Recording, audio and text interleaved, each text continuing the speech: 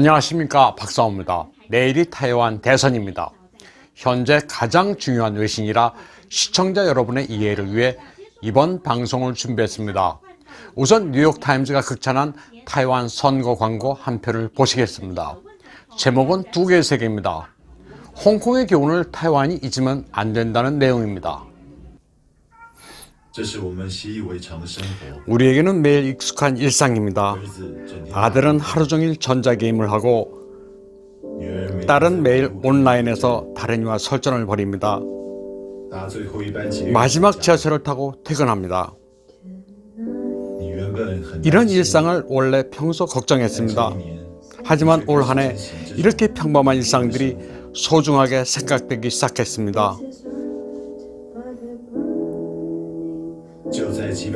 몇백 킬로미터 떨어진 곳에서는 헤아릴 수 없는 청년들이 매일 체포되고 구금되고 능욕과 학대를 당하고 심지어는 실종됩니다.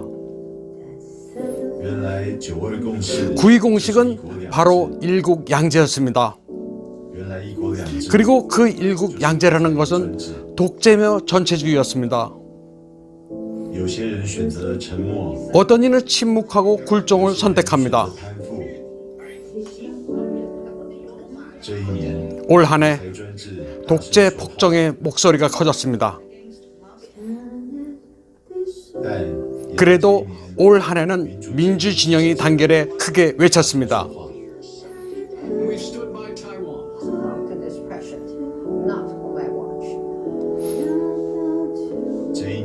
올 한 해 우리는 마침내 독재의 면모를 목격하게 됐습니다. 우리는 진정으로 분노하는 민주의 목소리를 듣게 됐습니다. 올 한 해 우리는 처음으로 체험했습니다. 물론 우리 사이에는 차이가 있기는 하지만 우리는 같이 타이완에서 평화로운 일상을 뜨겁게 사랑합니다. 우리는 똑같이 민주 자유국가를 사랑합니다.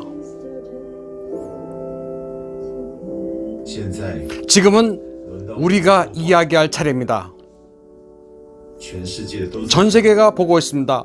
타이완이 얼마나 큰 목소리로 이야기하는지를.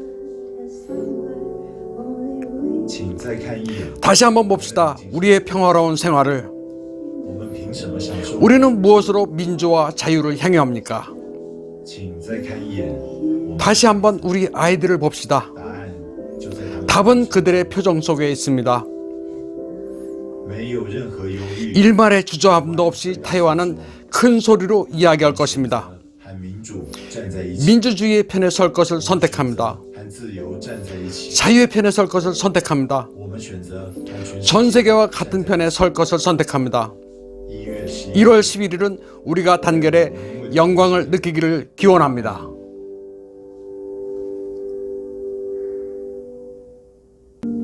홍콩과 타이완의 현실을 비교한 민진당의 선거 영상을 보셨는데요. 이번엔 홍콩의 유명 가수 두원재의 투표 동료 영상을 보시겠습니다.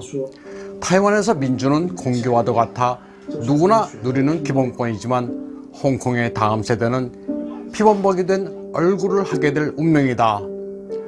홍콩에서 민주주의는 너무 요원하다. 홍콩인은 투표권이 없으니 타이완인들은 1월 11일 반드시 귀국해 투표하라고 호소했습니다. 전 세계 젊은 타이완 청년들도 홍콩을 교훈 삼아 만국의 위기를 극복하자면서 민진당 차이잉원 후보를 응원하고 있습니다. 특히 올해 처음 투표권이 주어지는 소우토우주들은 국민당의 한고위 까오슝시장이 총통이 되면 세계에서 타이완의 존재가 사라진다면서 차이 총통을 지지하고 있습니다. 2018년 지방선거에서 돌풍을 일으켰던 국민당 한고위 후보의 친중 행각에 당시 그를 지지했던 타이완의 청년층들도 마음을 돌렸습니다. 한마디로 중국인이 되기 싫다고 표현하고 있습니다. 타이완도 망하고 세계가 망할 것이라며 위기감을 느끼고 있습니다. 다들 한고위가 공포스럽다고들 합니다.